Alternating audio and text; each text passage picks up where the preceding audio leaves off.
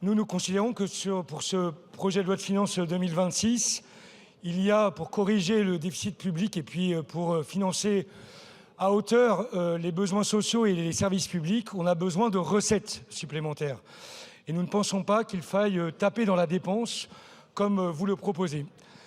On constate qu'effectivement, vous faites un effort et vous appelez des prélèvements obligatoires supplémentaires, mais vous ne les appelez pas pour celles et ceux qui ont le plus le moyen de contribuer, et vous les appelez en priorité, pas en direction des classes moyennes et populaires.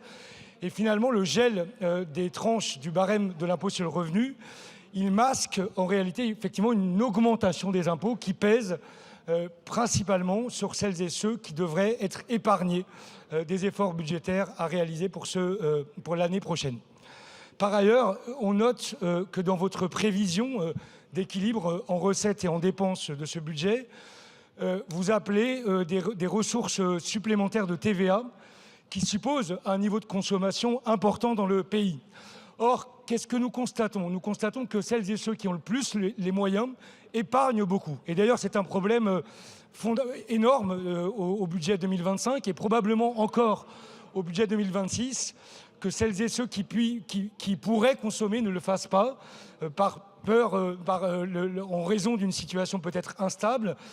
Mais à contrario, celles et ceux qui n'ont pas d'autre solution que de dépenser ce qu'ils ont consomment. Et nous considérons que le gel du barème de l'impôt sur l'IR, c'est-à-dire l'augmentation des impôts de ceux qui ont le moins, va altérer certainement la prévision de recettes de TVA dans votre budget 2026. Donc nous appelons par cet amendement au dégel des 3 premières tranches de l'impôt sur le revenu. Merci, Monsieur Lahaye. Sur l'amendement 2926,